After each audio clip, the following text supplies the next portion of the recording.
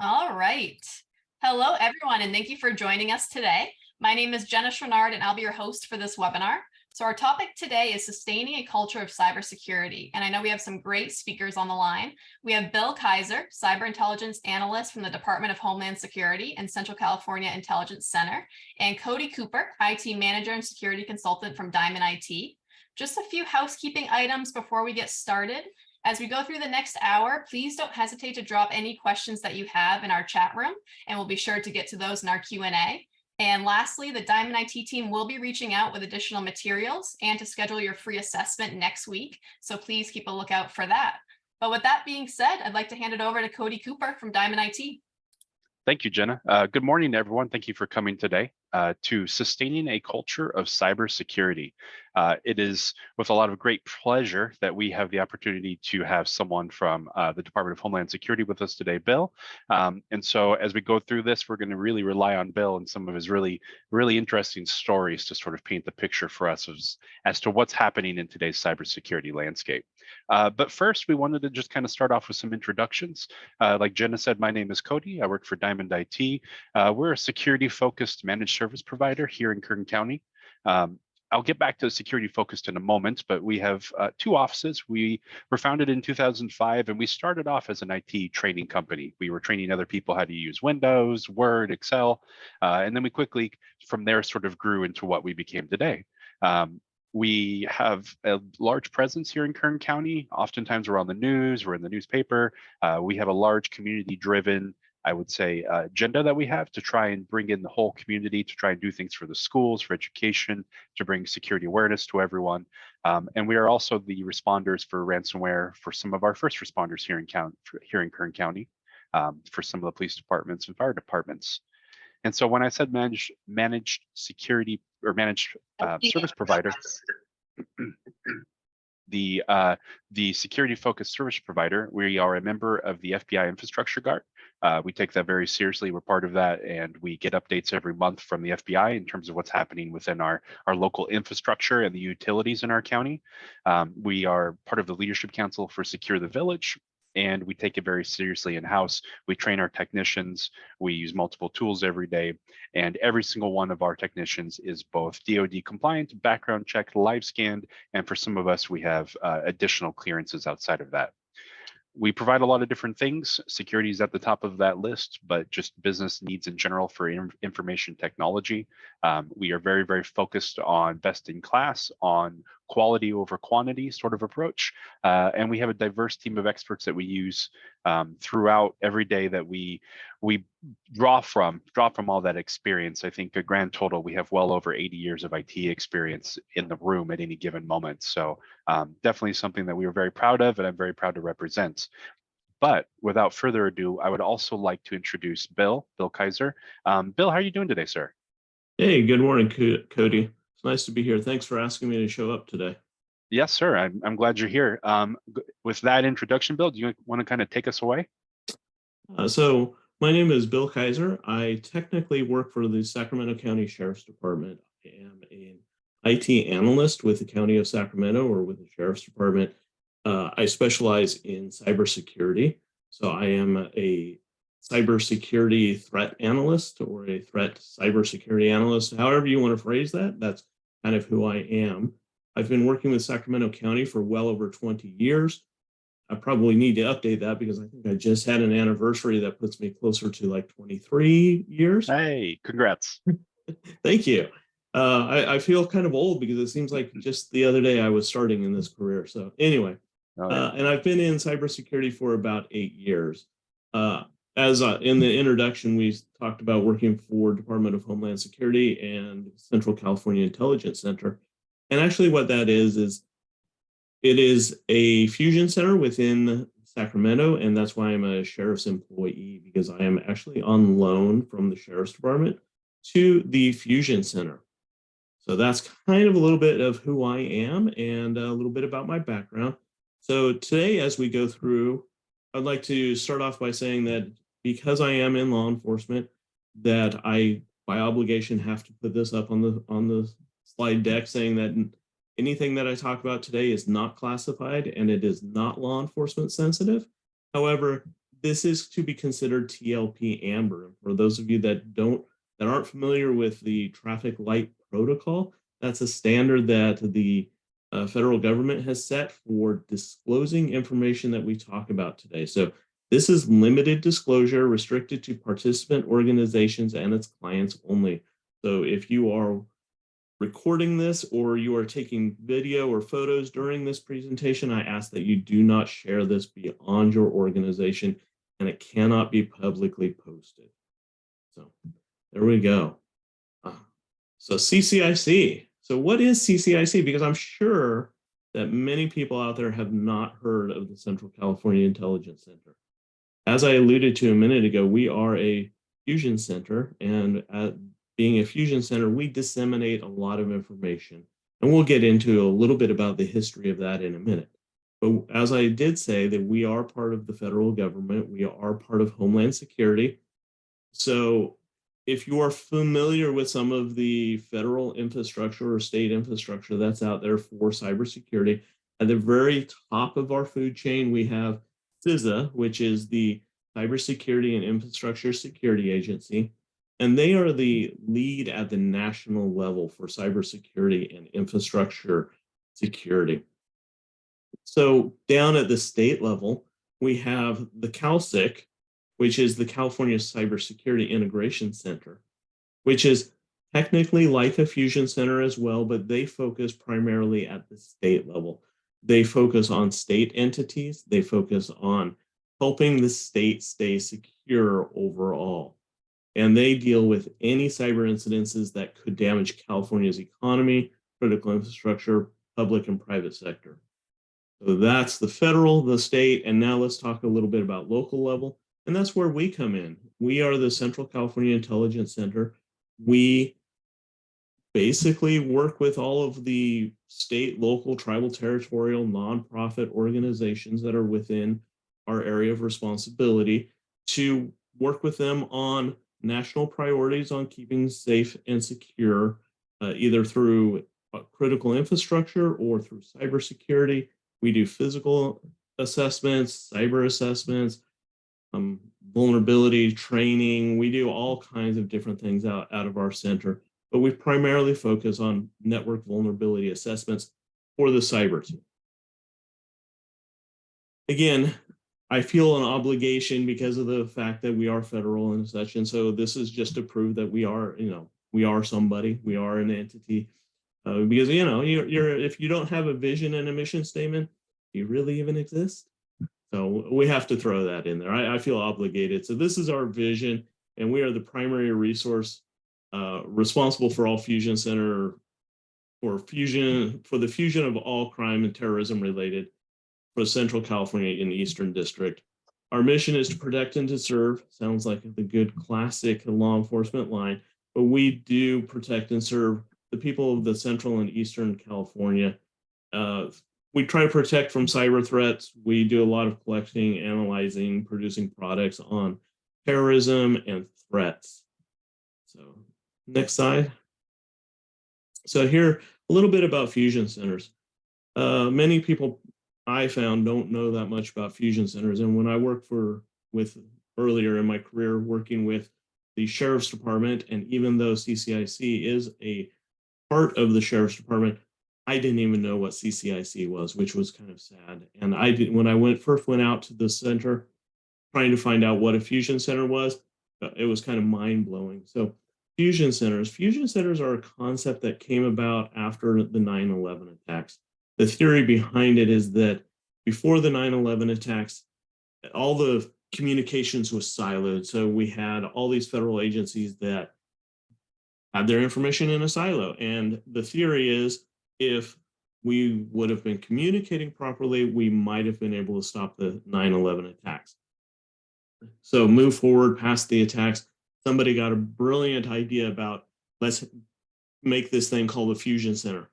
And the primary goal for the fusion center is to gather information related to terrorism and push that out from a federal level to a local level, gain it from a local level, and push it back up to the federal level.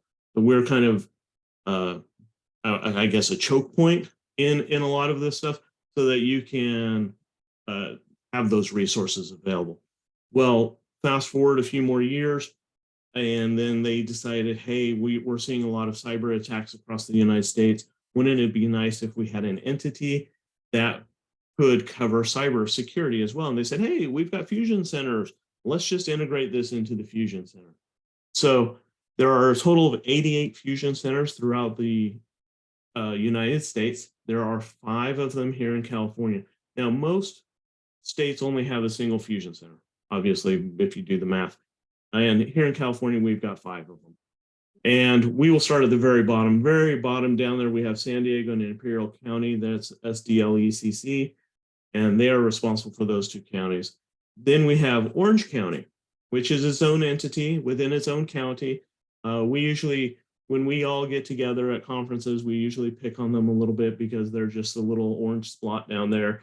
And then when you look at the CCIC and you see all that yellow, we just have to kind of go, hey, what happened? And as it turns out, and we get this question a lot, why is Orange County their own fusion center and their own entity? I think it boils down to money and population, just because of the fact that you've got so many tourism attractions in Orange County. Something called Disneyland is down there. Yeah. Oh, I've heard of that. Yeah. Yeah. Exactly. And then we've got JRIC, which is that light blue color. They handle the Los Angeles area. Coming up the coastline from Monterey all the way up to Del Norte is the Northern California, which when we get together, we always ask them why they're Northern California, why we aren't Northern California. So we get this internal debate going on, and I have yet to figure out how that was named. And then the yellow is 34 counties within California. And for our program, there are 2 cyber analysts that handle all 34 counties. We are responsible for helping each of those counties or entities within the counties on their cybersecurity plan. Out of our Fusion Center, we also do physical security, we have threat intelligence analysts, and we have a whole training program for law enforcement and terrorism. So next slide. So did you want to talk about cyber attacks, Cody?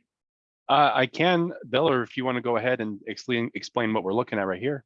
Okay, I will quickly explain this. So this is those of us in the industry or whatever you want to call it, we call this a pew pew map. Yep. So that usually this is animated and the lines are going back and forth, but this is a good indication, especially at the bottom, as to how many cyber attacks are always going on. And we use this to just kind of help drive home the point that every country, it seems like, is attacking every other country, and there's constantly some kind of a cyber event going on all across the world. So this is a fun animation when you get to look at it, and it's published by a company called Norse. Yes, and Norse does their own cybersecurity, so the numbers are fairly accurate. To Bill's point, the amount of cyber attacks that are happening every day are increasing, as we all know. It's becoming widespread throughout most of the countries around the globe, or all of them, I should say. And here, even in Kern County, where Diamond generally operates and where our geography generally is, we see a lot of the same stuff, to the point where we are often called in to respond to these sorts of attacks. And one of the big things, one of the reasons why we're having this webinar today is because the amount of ransomware that we're seeing is increasing, and I'm sure Bill will agree with me on that one. And the response to ransomware is also, it's required a lot of nuance and complication because of what's happening these days. So we, Diamond, we get multiple responses, or I'm sorry, multiple phone calls every year about ransomware. Many companies in Kern County, cities, nonprofits, all of them have been hit, and we probably get, I would say, northwards of at least 10 phone calls a year from companies who have been hit by ransomware and are currently undergoing that attack and asking us to help remediate. What we have found, unfortunately, at least in Kern County, is that sometimes, and I would say about 50% of the time, there's no backups, or the backups were encrypted. And on top of it, the remediation of this ransomware can take weeks, sometimes up to a month or more, to remediate from that. To the point where we've even had sort of the nightmare scenario where in 2021, we were contacted by a city in Kern County for ransomware. And by the time I got on site to ask them to work with their IT department, that IT department had quit. They had left while I was driving there. They had no documentation. They didn't have any passwords except for about 12 of them on an Excel sheet. They had no access to their backups, and they had lost everything, including payroll, utilities, the connections to the various water and SCADA systems throughout the city. It wasn't good. It was a bad situation. And it took us about 3 weeks to get them fully restored and back up. And it is one of our larger success stories because of the lack of what they had available and still our ability to get them there. But it is something that is happening frequently, and it's happening locally here in Kern County. And I really want to emphasize, and I know Bill's going to back me up on this, that it's something that it's just a matter of time. And I think a lot of people, when they look at cybersecurity, they think, oh, I don't need that, or I'm too small to be targeted, or whatever. Our security is good enough. The problem is it's still incredibly frequent. And so just from Diamond's clients alone, not even the many places that Bill has been, but just from Diamond's clients, I see roughly 15,000 attacks in 30 days just from within our own country. And if you extrapolate that to the rest of the world, it can equal up to millions of hits every 30 days roughly of what's happening. And they don't need to know you exist. They don't care. They just scan everything on the internet. And if they find a hole, they take opportunity and they go after it. And so as we go through this webinar, as we explain sort of what's happening in California, I just want everyone to keep this in mind, that some of the numbers we show, they're local numbers. They're numbers that I have pulled myself from our clients. And you can see here that we stop roughly 7.2 billion scans every 30 days on our clients. And it's happening constantly. It's a very constant and existent threat to, I would say, every organization. Go ahead, Bill. Hey, Cody, Yeah. Can you explain real quick what you mean by you stopped these scans or these blocks? What is that you mean exactly? Yeah, so generally speaking, ransomware gangs or any kind of cybersecurity gang, they will operate in one of two ways. They will either do very specific targeting, like spear phishing, where they find the organization that they're trying to target. They'll research that organization, look at their LinkedIn profiles or social media, try and copy how they type, how they write, to try and do something, usually through social engineering. Those are targeted attacks. The more common attacks that you're going to find are gangs that have automated tools that just automatically scan everything that they can possibly get to on the internet. And so it finds your firewall, or it finds your router or your website, and it just scans every little piece of it, every little minutia, all the different things that goes into that, and it looks for open holes. And when they find one of those open holes, they then exploit it to get in. And that is, I would say, Bill, correct me if I'm wrong, I would argue that that is the primary way that most people get in, is they scan something, they find an open vulnerability that's never been patched, and they use that vulnerability to get in. They're opportunists in a lot of ways. I would agree with that statement. We see within our area of responsibility a lot of attacks that happen because there is an old patch that hasn't been applied to a firewall. So it's easy to get through, or somebody's opened a port on a firewall for some special need, and then that gets exploited. So yeah, thank you. Yeah, absolutely. And that's why patching vulnerabilities is so important. It's important to define that a vulnerability is anything inside software or in your machine or on a device on your network that is just out of date, or has maybe a misconfiguration, or it could just be as simple as the password is too easy. Those are all considered vulnerabilities, just ways that someone can exploit them to cause harm. And the easiest low-hanging fruit to reduce that is to just patch those vulnerabilities with just Windows updates, third-party software updates, that kind of thing. I know that for us at Diamond, we patch constantly. It is a daily thing for us that we do every day, because as those patches come out, as those new things are found, those new vulnerabilities are revealed, we find out the same time that the bad guys do. Generally speaking, the public does anyway. And so when the bad guys find out about a vulnerability, what they'll do, and I'm going to go back 2 slides to give it an example. If you look on this slide, the top attack is that web Moxa MX view. The reason why that attack is such a high amount from when I took this picture is because that vulnerability had just been released to the public the week prior.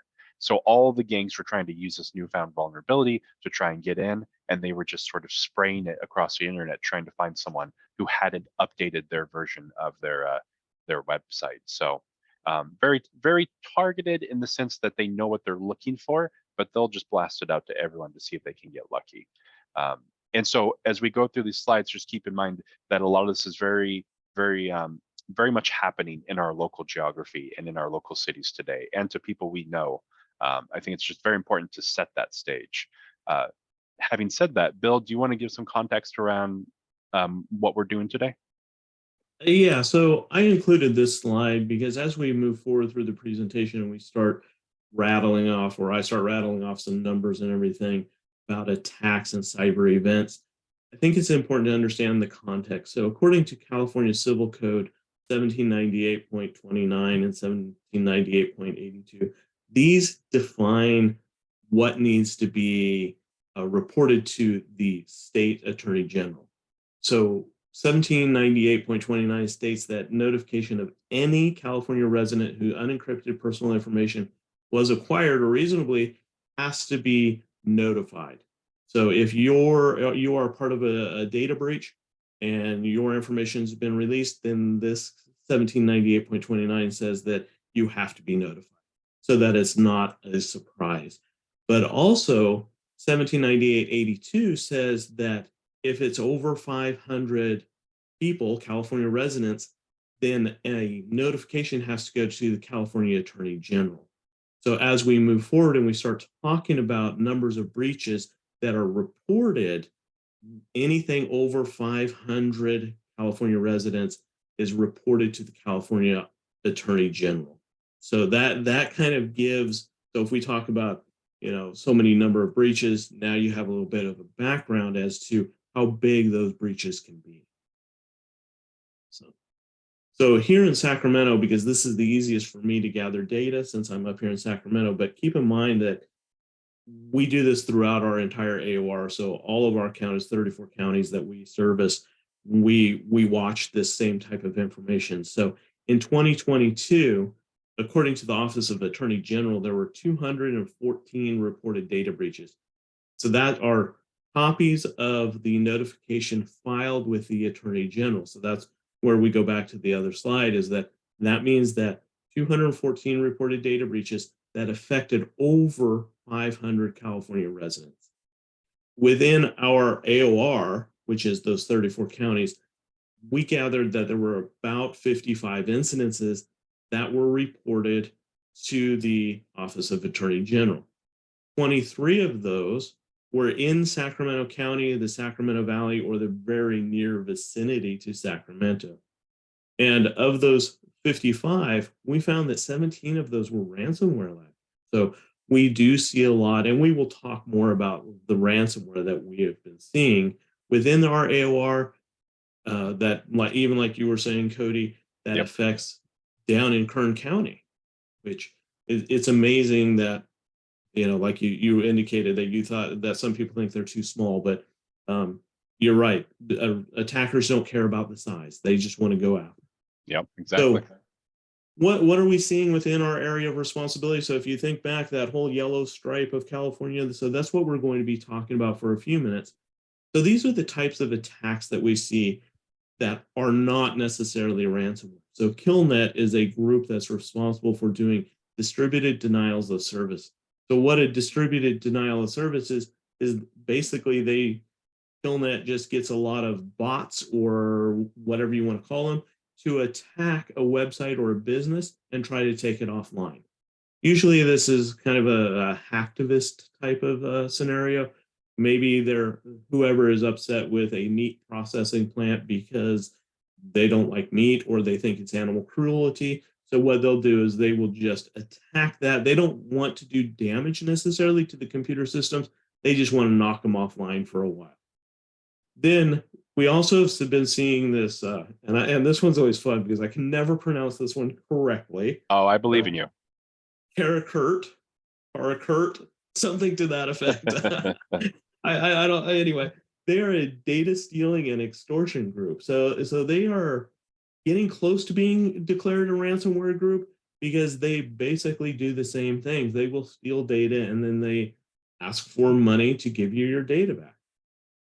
We also see business email compromise. And usually when I talk about business email compromise, we think that somebody has gotten in and stolen Cody's email or hijacked his email, and now they're they're pretending they're Cody. Not that any of us could. Well, Cody is unique and one of a kind guy. So, but business email compromise is much more along the lines of you get that email from your CEO that says, hey, please change the routing numbers or whatever on, I'm out of town, please transfer some money into this account. So that is what we consider a business email compromise. And in fact, it's interesting because as I was preparing for this, just within the past few days, I got an email from one of our agencies that said, hey, they just found out that over the past 3 months, they were a victim of a business email compromise where they transferred $80,000 from one account seemingly to another third-party business account, but it was a nefarious act or a threat actor. So they essentially gave away $80,000. Now, if that happens to somebody within your area, within Kern County and who you guys work with, CCIC does have some resources that we can help you with. So if that happens, always feel free to reach out to Diamond or to myself directly, and we can try to see what we can do. We also see password spraying, and password spraying is just basically getting a password for a user and trying it across all the different accounts. In fact, I've seen this against my personal accounts before. Somebody decided that they wanted to try to use one of my leaked passwords on my Facebook account. So I started seeing Facebook attempt logons, then I started seeing Amazon attempt logons, then I started seeing LinkedIn attempt logons. So they just take a found password off the dark web and try it across every account. And of course, with phishing emails, we see those all the time. And we really, really suggest that for the businesses out there to look at doing security awareness training and understanding how to spot a phish. Yeah, one thing that is becoming more prevalent too, Bill, is some of these groups now be for hire. So you can purchase their services or purchase the tools they use and run off and do your own thing with it. Exactly, and we see that, and we call it ransomware as a service, or RAAS, and that's an interesting phenomenon. And I could probably talk for hours about that, but it's interesting to understand that ransomware groups or a threat actor who has designed the ransomware sells that on the dark web for a percentage of whatever the threat actor gets. So let's say, I'll pick on Samantha because I see her in the chat, and I'll pick on you, Cody, for a minute here.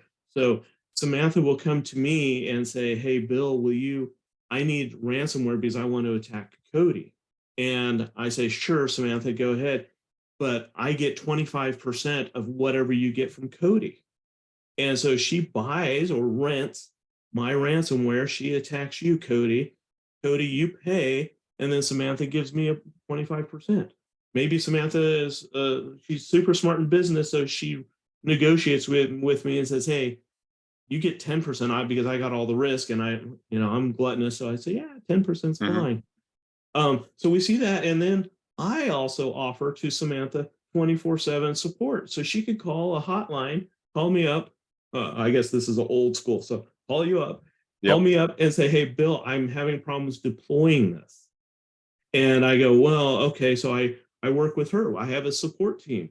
So maybe Jenna's on my support team. And I go, hey, Jenna, I need you to develop something to target Cody. So then Jenna takes part of it. So it's a whole interesting business model. But anyway, I've probably gone on about that too much. So the different types of ransomware that we're seeing in our area is Blackbyte, Quantum, and I'm sure a lot of people have heard of Quantum, Black Basta, Lockbit 3.0. This is relatively new. It used to be Lockbit 1, then Lockbit 2. So they've come out with a third version of Lockbit, and they call it Lockbit Black because that sounds more intimidating. And then, of course, we have Vice Society, which is actually a threat actor in the ransomware area. So we'll talk briefly about these here. Blackbyte came out, and I always joke around whenever I present this, and I say they debuted because debut is so extravagant. So they debuted. It's a good thing, right? Yeah. Exactly. The big ribbon cutting ceremony and everything. So in 2021, they came out, and they came out strong, and they immediately attacked 3 U.S. critical infrastructure sectors. So they went after somebody in the water sector. They went off electricity, and I don't recall who the third was, but it was a critical infrastructure. So they came out strong. And shortly after, they lost their momentum because whoever that they attacked kept the decryptor key, and then they started publishing the decryptor key. And then when they would attack, they'd say, we know that the decryptor key is out there, so, but don't use it. You know, we're going to warn you now, don't use the decryptor key. So Quantum, and they came out last summer pretty much, and within them coming out, 4 of our 5 areas in California, we all saw big attacks. So there was a Bay Area Convention Center, which is the biggest one in the Bay Area. So they got hit. There was a nonprofit community healthcare program that got hit, some financial, insurance, and this prototype company. And never been able to figure out what a prototype company is. So I noticed the quotes. It's on there. Yep. What was that? Oh, I just noticed the quotes. It's interesting. Yep. Well, when I first saw that, I thought, is it a prototype company, like they're prototyping the company, or they're putting together prototypes? And it's a good wordplay for me. Mm-hmm. Obviously, I'm kind of geeky, and I haven't even made any May the 4th jokes yet. So when we can get there, give us time. And then we have Black Basta, which Black Basta has come out, and they're also known as Fin 7. And one of the things that I think is fun about Black Basta is that every ransomware group has a presence on the dark web, and they have brag boards. So if you're brave enough to go out to the dark web and find these, so on their brag board, they say that they've hit 75 entities in just the past year. And it's like, wow, that's pretty amazing. We've seen 16 of their attacks in California. 2 of them have been within our AOR and 1 of them locally. And they kind of designed, or kind of, design is not really the right word, but they were one of the first ones that did this double extortion attack, which we're now seeing with all ransomware, where they exfiltrate your data and they encrypt it, and then they ask you, hey, pay our ransom and we'll give you it back, or we'll decrypt it. And so they try to get you both ways. So yes, they have figured out that most people have backups these days, and so as a way to still extort them, they hold that data and they say they'll release it publicly if you don't pay them. So even if you somehow unencrypted it or restored from backup, they still have your data and another avenue to extort you with, right, Bill, basically? Exactly. And that's what we see a lot, because we even have countdown timers that we see that they push out, and they say, oh, we're going to release this person's data in 24 hours and 7 seconds or whatever. And you can watch that countdown, and then when it hits 0, they publish it. Yep.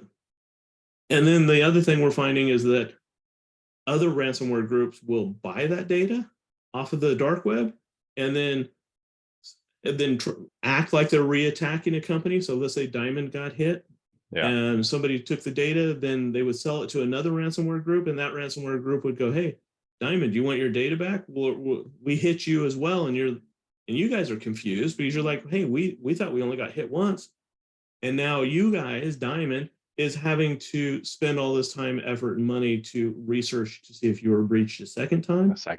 Yeah. Which then it's this double or triple extortion that's going on. So it's kind of an interesting field to look at. But Lockbit 3, like I said, they had a Lockbit 1 and 2, but this one is now much more modular. And this is unique in the fact that this is targeted for specific entities. So again, let's go back to my scenario of Samantha, Cody, and myself. So Samantha buys this from me, and when she buys it, she says, hey, I'm going to hit Cody. So I have Jenna research Cody's company, and Jenna designs a portion of the malware to be specific for Cody. And then I sell it to Samantha. Samantha attacks Cody with it. And Cody, you might be running a really good endpoint detection or antivirus, but your endpoint detection works off of signatures, known signatures. But since Jenna did such a great job of customizing it now your signatures aren't updated because this is brand new. It's directed right to Cody. So it's very interesting to see how this 3.0 is modular. They also are a ransomware as a service, which I find that very interesting. And maybe, Cody, you speak Cyrillic language, so Russian language, whatever, and Samantha doesn't realize that. But Jenna has put in the code, hey, if you speak Russian and you have a Russian language pack installed on your machine, don't attack.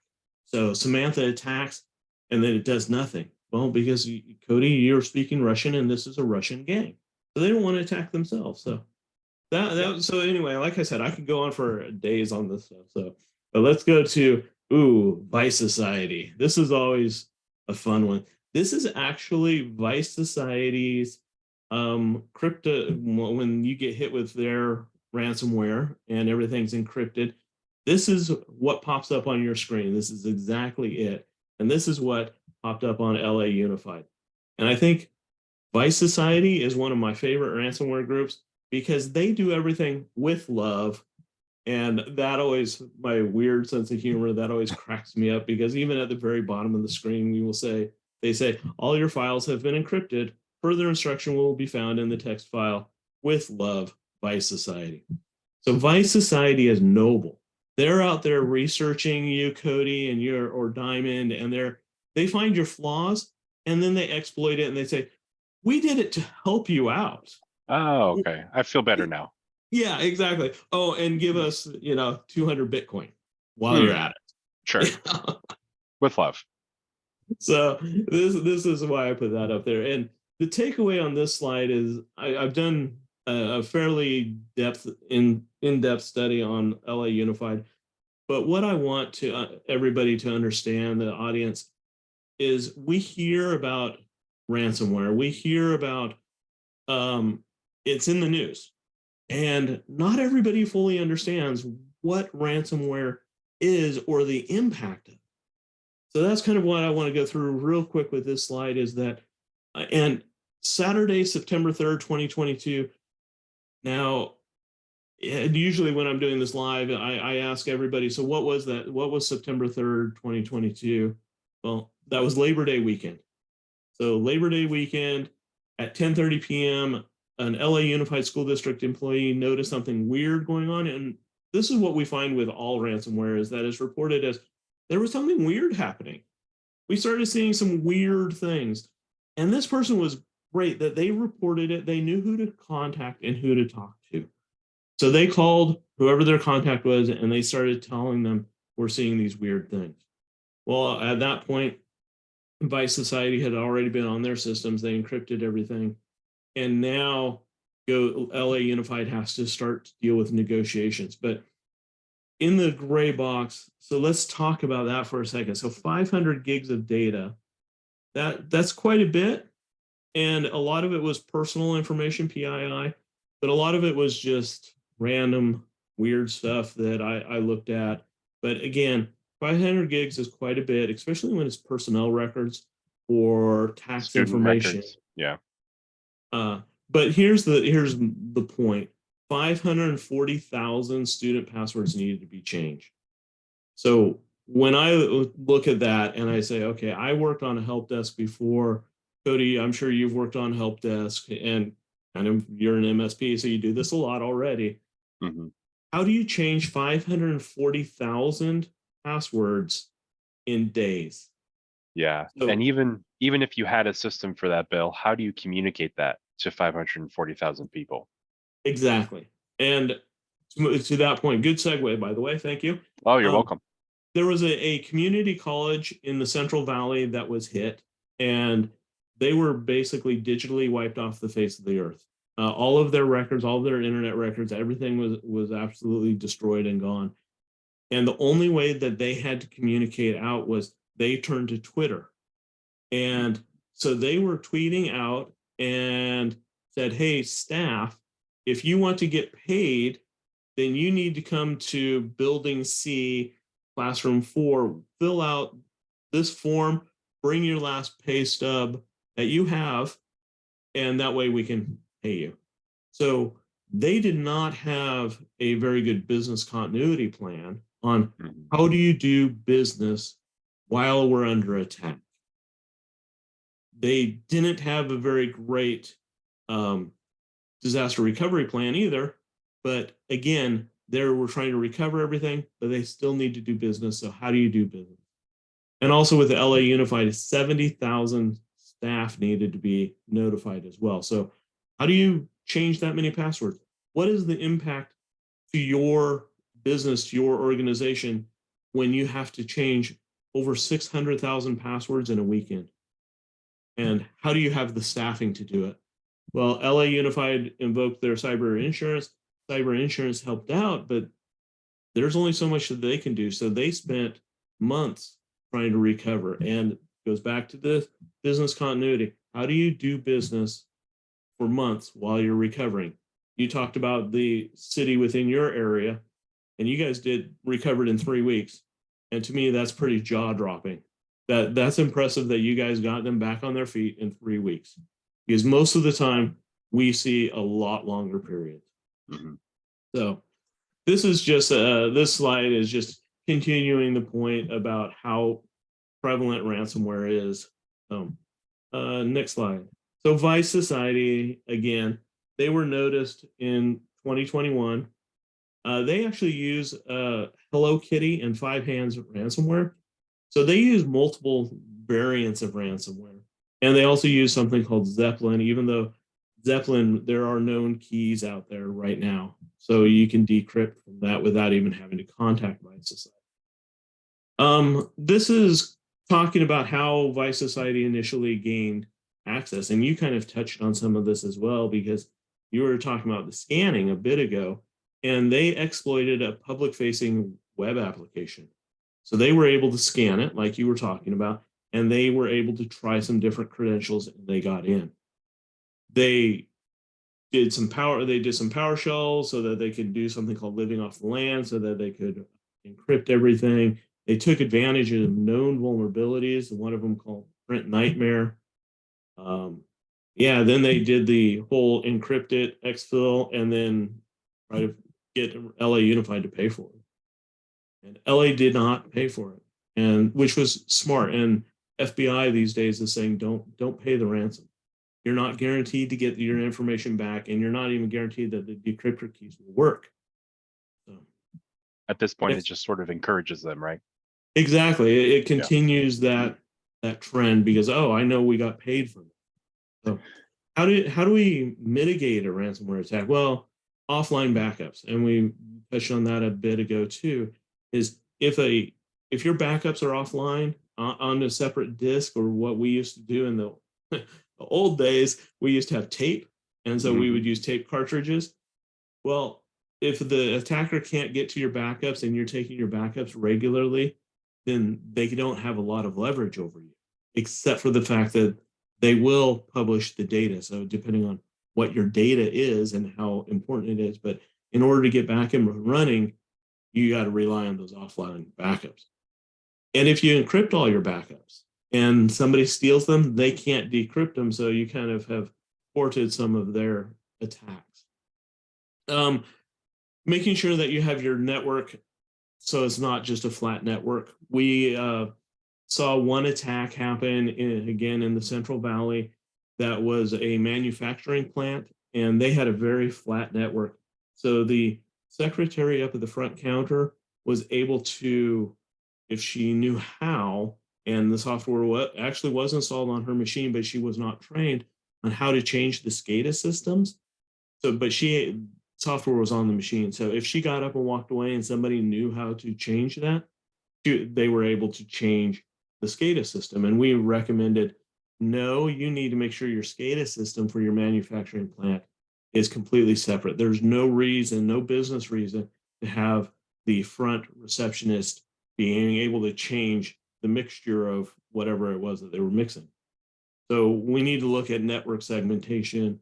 And as we've already touched on, operating system updates, firmware updates, things to that effect, basic hygiene. And this is how we can slow ransomware down. It may not prevent it all, but at least it will definitely slow it down.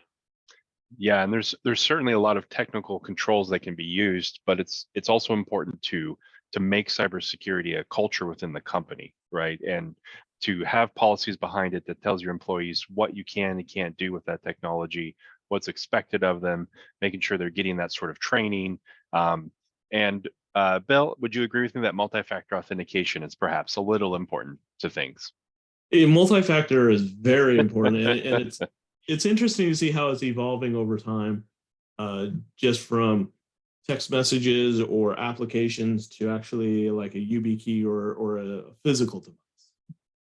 Yeah, absolutely. And the reason why you want to have all of these is because at the end of the day, and I love this comic that I found. In this comic, and I'll go ahead and read it. In this corner, we've got firewalls, encryption, antivirus software, etc. And then in this other corner, we have Dave. And not to pick on anyone on the call whose name is Dave, we love Dave.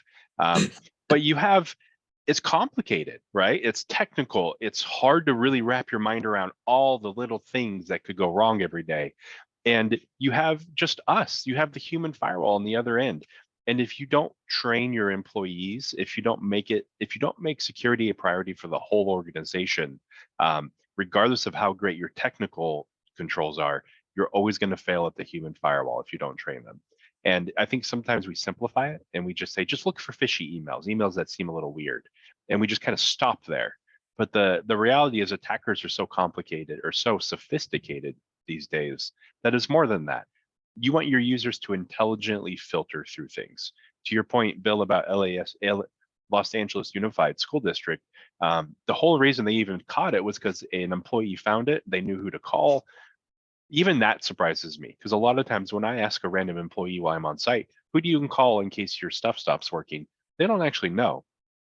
And then on top of it, if it is a ransomware note, what do you do at that point?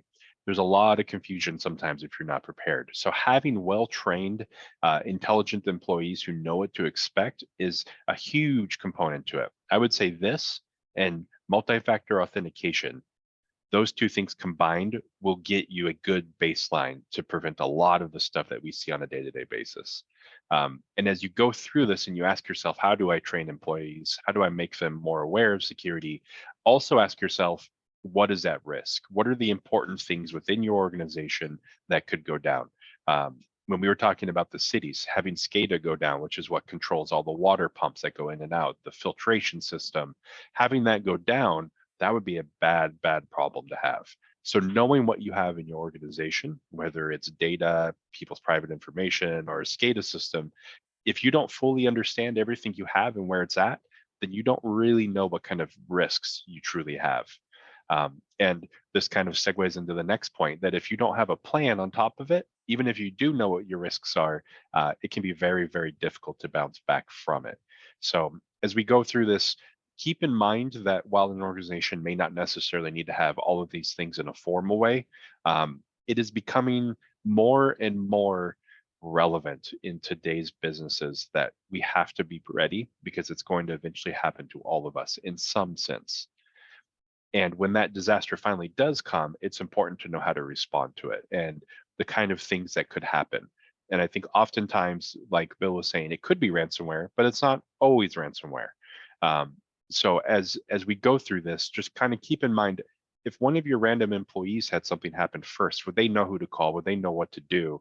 And once it reached the influencer or the stakeholder, would they know what to do? And this is why we always drive, and I'm just going to do this real quickly, we talk about cybersecurity insurance. Bill, you said LAUSD ended up using their insurance too? Yes, they did, and insurance was able to come in and help them do a containment, walk them through the containment, and then help them recover, and also help them financially to pay for some of the resources that they needed. Yeah, absolutely. And you have to take the insurance seriously. And what I mean by that is the insurance companies will ask you, are you doing this sort of cybersecurity thing? Do you have multi-factor, et cetera? Take it seriously, answer all of the questions to the best of your ability. I do it all the time for all of our clients because that's how they determine how insurable you are. And if you're missing something, let's fix it so that we can get insured because it can be what saves a company in the event that something happens. But all of this, everything we're talking about today, the major point around security is it has to be pushed from the top down in an organization. It needs to be pushed from the people at the very top who are the most targeted people in the organization all the way down to the bottom. Security awareness training has to be encouraged. We have to look at it to make sure our employees are actually doing it. If they're failing it, maybe some sort of way to get them back on track. We need to make sure that employees are incentivized to report, not punished if they find a security issue. And we need to make sure that security is part of every team. If you're rolling out a new product, a new department, a new process, you should always be asking yourself or including your security team in it so that they can provide guidance on it. It is extremely important in today's world with everything going on with the online presence and the technology that we always keep in mind what that security means. Because good security at the end of the day is the only way to have business continuity, to Bill's point. If you want to continue to operate, continue to get paid beyond whatever that incident is, you need to have sort of planned for that throughout your entire organization and made security a culture or a priority or a topic that continuously is brought up. So just keep all of these things in mind as we go through, the rest of the summer and we hear about, have no doubt, more ransomware attacks. There's some very low-hanging fruit that we could do to mitigate 75, 80% of a lot of what we see every day. And Bill? So how can we help? As I mentioned earlier, with CCIC, we offer a whole slew of services. And one of the services that we offer is the cybersecurity services, which we've been touching and dancing around. Something I definitely need to make a point, which I probably forgot earlier, is that everything that CCIC does, we are free, no cost to you. We are federally funded, so your tax money hard at work. So I thank everybody that's out there watching for helping with my salary and helping out with these offerings. But like I said earlier, we're responsible for assisting partner agencies with their cybersecurity plans. We do consulting and advising. We send out cybersecurity information. We have a weekly email blast that we send out that is different than maybe some of the federal ones that people subscribe to, like MSISAC or CISA. We try to make these a little bit more relevant to everybody within our area of responsibility, all 34 counties. And sometimes they're just feel-good stories because we get so sick and tired of all these, this ransomware attack or this whatever attack. So when we hear that there's a federal takedown, we always like to blast that out so that everybody within the AOR says, hey, we actually have a success, because it's climbing that Mount Everest made out of sand. Yep. We also facilitate communication between fusion centers and down to our partner agencies. If anybody has a question about, hey, we're looking at this product, maybe we're going to switch out a firewall. Does anybody within the AOR use this firewall? We can send out an email blast and we get people that respond, and then we can hook the two entities up. Because of course, when you're buying a new firewall, the vendor is going to say it does everything. It will stop every attack, but really, what's the reality? We will take a look at business continuity plans, disaster recovery plans, look at your agency for the best practices. And of course, then network vulnerability assessments. And that's what I call it, our bread and butter, but that's kind of how we help you guys the most. So if you're not familiar with a network vulnerability assessment, here's some clinical definitions about a vulnerability assessment. And one of the biggest, I guess, takeaways for a vulnerability assessment is learning what's on your network. As you talked about, Cody, a little bit ago, you don't know what's out there. How do you protect what you don't even know? Mm-hmm. So a lot of people come to us and they have these huge networks and they're like, we don't even know what's there. We help them find what's there. However, like the bottom line, vulnerability assessment should not be confused with a penetration test, because when we do a vulnerability assessment, we are just looking at the vulnerabilities. We aren't trying to exploit them. So if we find a vulnerability, we report out on that. We don't do the penetration or the attack.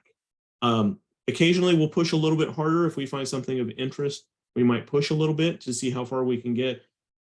Especially like the other day, we were doing a school site and we got their camera system and then their smart boards. And so we tried default passwords. We were able to get into the cameras, and then we were able to get into the smart boards. So we redirected the feed from the camera to the smart board in the IT manager's office just to make a point. My coworker and I, we try to have a good time. We try to make light, enjoy ourselves while we're on site. And the agents who we were working with was really, really good. We enjoyed working with them. So that's just kind of a little shenanigan. Yep. Adds to the fun. So here's a slide that shows basically what the vulnerability assessment process looks like. So we do vulnerability identification. We use software. So we come into your organization, we plug into your network, we start scanning your networks, and we find the vulnerabilities. Then we do a results analysis, which is basically this report that we put together specific for your entity that outlines all the vulnerabilities we found, talks about remediation, talks about best practices, and that goes to this risk assessment so that you can figure out how am I going to spend my IT money to fix these? Because maybe there's a vulnerability, but there's really no threat, nobody that is exploiting that, then it becomes a low risk item. So we work with you on the risk assessment. And then that very last step, the remediation and implementation, that's something that we leave up to the entity we're working with. My coworker and I, we do not do the hands-on keyboard to fix the items. We just point them out. So that kind of gives you guys what you need. And like you were saying a few minutes ago, Cody, that with cyber insurance, this also goes to cyber insurance, because if you give our report to cyber insurance, they may lower rates or they may be able to help you out, because if you get a good report, you're easier to insure because you're taking the steps that you need to do. Absolutely. Here's some of the benefits, and we kind of talked about a lot of these already, like the inventory list of devices. That's, if you're familiar with the CIS controls, that's number one. If you don't know what you have, you can't protect it. The listing of vulnerabilities, determining truth. Yeah, and just real quick time check. I know it's about noon. We're going to go beyond for about 5 more minutes or so, but for those of you who need to drop off, we'll send you guys a recording. Please do not disseminate it to anyone else. Don't post it live for security reasons, but we'll wrap up here in a moment. Real quick, with DiamondIT, we provide a lot of the same things that Bill does, but in a more hands-on fashion. What Bill was saying about they don't provide the remediation towards the vulnerabilities, so they don't necessarily fix them for you. Bill, I'm sure you guys would tell them how to do it. But absolutely. Yeah. So, but if you guys want some assistance, if you need some help, it can be very technical sometimes, or it can occasionally require that multiple steps have to happen so you don't take something else down. Anything along those lines, DiamondIT is happy to assist. We manage the security for all of our clients, and we provide a lot of services in terms of weekly or monthly vulnerability scanning, along with vCISO services for those of you who have compliance needs, want to have an expert look at your disaster recovery plans, or you want me to just write it all for you while I sit down with you and do it with you. Whatever you guys need, DiamondIT is also here to provide assistance. And Bill, how can we contact you? Yeah, this is my contact information. If you want to take a picture of this slide, feel free. And then there's also some resources. Yeah, most of the time I feel obligated again to give resources. I don't want to just sit here and just tell people how to do things. So if you have some problems, you can contact MSISAC, you can talk to FBI, things to that effect. And not that I necessarily want to plug DiamondIT, but DiamondIT is always here for you as well to help you out. And I got to say that partnering up with CCIC, partnering up with Diamond for this webinar has been a great experience. It's been fun working with Cody and his team. And basically our goal, just like Diamond's, is to make you guys more secure. Anybody that's watching, so feel free to reach out. Again, I specialize in the SLTT, so nonprofits, houses of worship, government, schools, whatever. And Cody would be more than happy to help out, especially with private industry. So that's me. That's everything. So Bill, you need an acronym for all the things you specialize in. The government needs those acronyms, sir. Exactly. Yeah. Thank you everyone so much for joining us today. We really appreciate it. Jenna, I don't know if there were any questions. I know we're a little tight on time at the moment. Perfect. Thank you, Bill and Cody. A lot of great content here. I do want to open it up in this final minute for any questions. So if anyone does have a question, please go ahead and submit it in the chat window right now. And one thing I do want to reiterate is that the DiamondIT team will be reaching out to you next week to schedule your free vulnerability assessment as a thank you for attending today. So please keep a lookout for that. But let's just see if there's any questions. Doesn't look like there is. So if any questions pop up in your mind later, please don't hesitate to reach out to us. And again, huge thank you to everyone that joined us today. And of course to you, Cody and Bill, really appreciate having you on here. And everyone could be on the lookout for more DiamondIT webinars in the near future. So thanks again, everyone, and have a great day. Thank you, everyone. Thank you.